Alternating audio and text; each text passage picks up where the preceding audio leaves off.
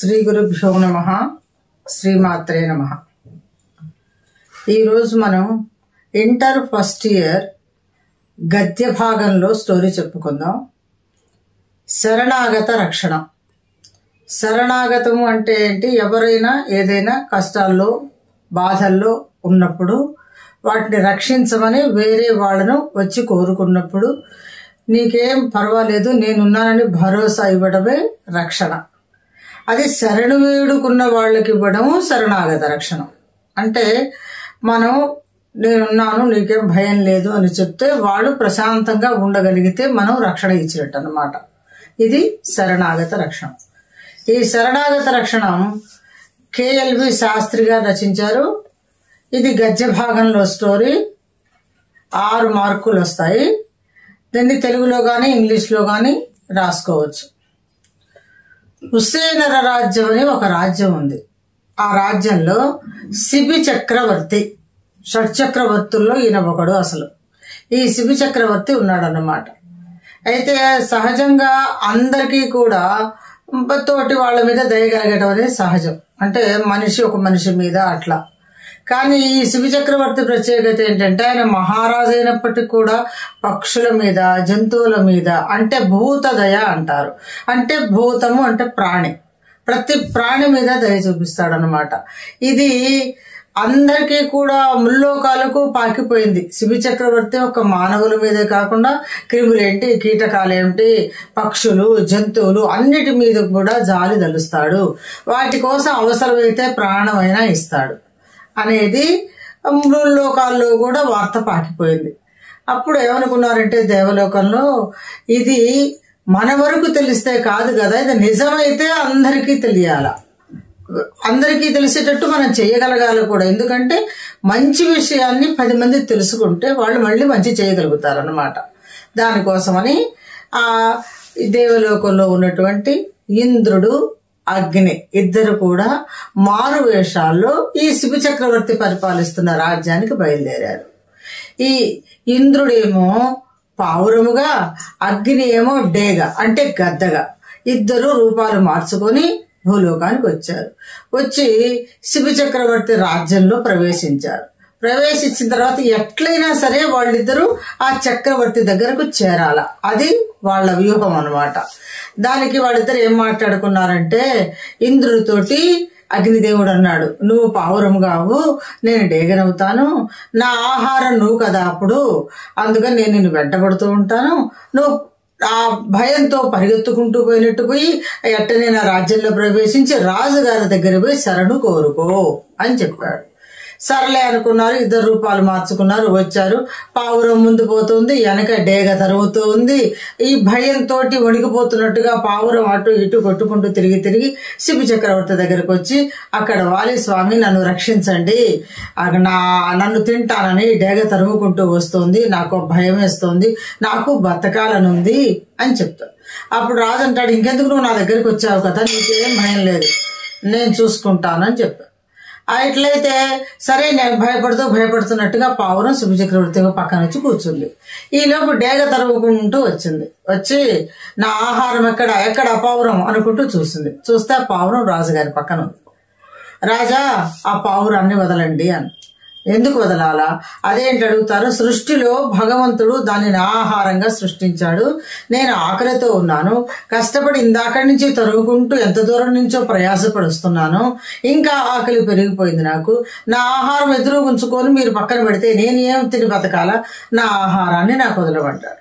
అప్పుడు శిబి చక్రవర్తి అంటాడు, భగవంతుడి సృష్టిలో నీ ఆహారం కరెక్టే గాని దానిది ఒక ప్రాణం కదా, ఆ ప్రాణము తనను తను రక్షించుకోవడానికి తపన పడుతుంది, బతకాలని కోరుకుంటుంది, నీకు ఆకలి తీరటమే ప్రధానం కదా, ఎంతైతే పావురము తూకం గల మాంసం వస్తుందో అంత నా శరీర భాగం నుంచి నీకు ఇస్తాను, అట్లెందుకు నాకు పావురాన్ని ఇవ్వమంటుంది డేగ. నీకు ఆకలి తీరటం ప్రధానం అన్నావు కాబట్టి నా మాంసం ఇస్తాను. సరే అట్లయితే, కానీ ఒక్క షరతు అండి, మీరు బాధపడకూడదు, ఏడవకూడదు, సంతోషంగా తీసి పెట్టాల.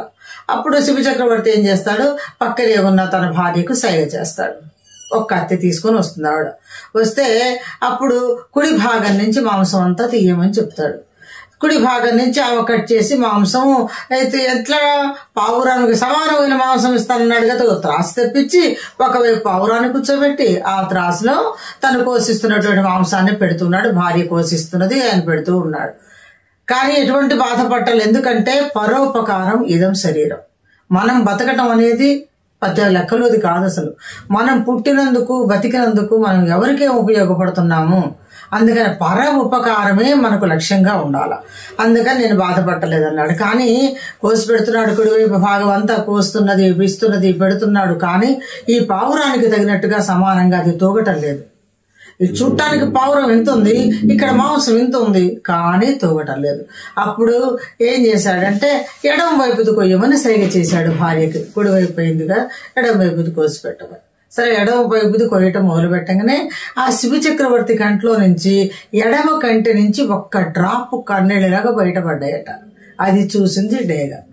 స్వామి, మీరు బాధపడుతూ ఏడుస్తూ ఇస్తున్నారు. ఇందాక నేను చెప్పాను కదా, మీరు ఆనందంగా ఇస్తేనే నాకు ఆహారం, మీరు ఏడుస్తూ ఇవ్వకూడదు. వాళ్ళని ఎవరిలో రక్షించాలని మీరు ఏడుస్తూ పెడితే నాకు తిన్నా అది పనికిరాదు. కాబట్టి మీరు ఏడుస్తున్నారు, ఇంక పెట్టడం ఆపమన్నాడు. అప్పుడు ఆయన అన్నాడు, నువ్వు ఇంతవరకైనా అర్థం చేసుకున్నావు.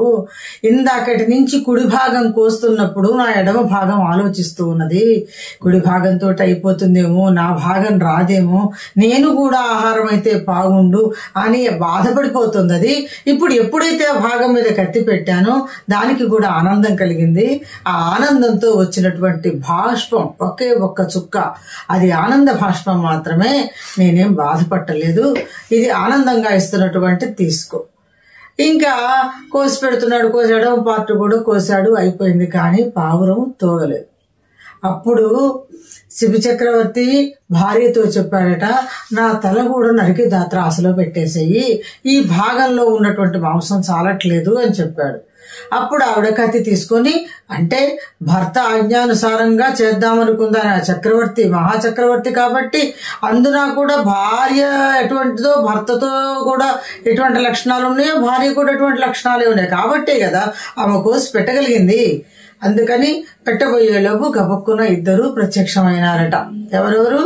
డేగ, అగ్ని రూపంలో ఉన్న డేగ, ఇంద్రుడి రూపంలో ఉన్న పావురం, ఇద్దరు తన స్వరూపాలు మార్చుకొని అసలు రూపాలకు వచ్చేశారు. వచ్చి అప్పుడు చెప్పారట, ఓ శిబి చక్రవర్తి, అందరూ నీ గురించి ఎంతమందో చెబుతున్నారు, లోకాలకు నీ విషయం పాకిపోయింది. కానీ మేము ప్రత్యక్షంగా చూస్తే కదా నమ్మాల్సింది. అది ఎంత శాతం ఉంది, నీలో దయ ఎవరి మీద ఉంది అని తెలుసుకోవాలని. అందుకని మేమిద్దరం నిన్ను పరీక్ష చేయడానికి వచ్చాము. ఈ పరీక్షలో నువ్వు నెగ్గావు కాబట్టి నువ్వు ఇటువంటివేమీ ఇంకా ఆలోచించవాకు. మేము కేవలం నిన్ను పరీక్ష చేయడానికి మాత్రమే వచ్చావు. ఈ పరీక్షలో నువ్వు ఉత్తీర్ణుడు అయినావు కాబట్టి మాకే కాదు, ఇప్పుడు లోకాలకు కూడా నువ్వు దానము చేసే వాళ్లల్లో గొప్పవాడిగా పేరు ప్రతిష్టలు సంపాదించుకున్నావు. నీ కీర్తి ఇంకా దేశాల పాకిపోతుంది.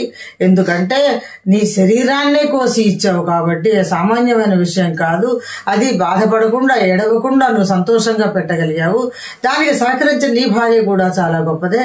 అందువలన ఇప్పటి నుంచి నీ కీర్తి దేశాల పాకిపోతుంది. మేమిద్దరం కూడా నీకు ఇబ్బంది లేకుండా చేస్తామని ఇంద్రుడు ప్రత్యక్షమై నువ్వు చేసినటువంటి చాలా ఉత్తమమైందని చెప్పి ఆ ఇద్దరు వేషాలు మార్చుకున్న దాన్ని బట్టి నీకు కూడా నేను ఒక వరం ఇస్తున్నానని చెప్పి ఆయన ఆనందంగా ఆయన ఆశీర్వదిస్తే మళ్ళీ ఈ శిబి చక్రవర్తి శరీరం మామూలు రూపానికి వచ్చేసింది. అంటే కోసిన మాంసం అంతా ఆ ఖాళీ ప్రదేశం లేకుండా మళ్ళీ నిండిపోయి ఆ మాంసం కొయ్యక ముందు ఏ రూపం అయితే ఉన్నదో మళ్ళీ అదే రూపాల్లోకి వచ్చాడు. అంటే శరణు కోరుకున్న వాళ్ళ కోసం తన ప్రాణాన్ని కూడా లెక్క చేయకుండా ఒక మాంసమనే కాకుండా తలను కూడా కోసి పెట్టడానికి సిద్ధపడ్డాడు. కాబట్టి ఆ శిబి చక్రవర్తి దానంలో పేరు పొందిన వాడైపోయాడు అనమాట. ఇప్పుడు కర్ణుడు వీళ్ళందరిలాగా వీళ్ళందరికంటే గొప్పవాడు. ఎందుకంటే ఈ దానం చేయడంలో చాలా మంది గొప్పవాళ్ళు ఉన్నారనమాట. శిబి చక్రవర్తి శరీరాన్ని కోసిస్తే ఇంకా ఎవరు దానకర్ణుడేమో దానాలు చేసే గొప్పవాడైతే దధీచి మహర్షి వజ్రాయుధం కోసం తన వెన్నెముకను బతికుండగానే తీసుకోమని చేశాడట. అంటే పరోపకారం కోసం అనేది జీవితం ఉండాలా. శరణు కోరిన వాడు రక్షించడం కోసం మన ప్రాణాన్నైనా అర్పించాలా. ఇది శరణాగత రక్షణం. అందరూ రాసి మంచి మార్కులు తెచ్చుకోండి. స్వస్తి.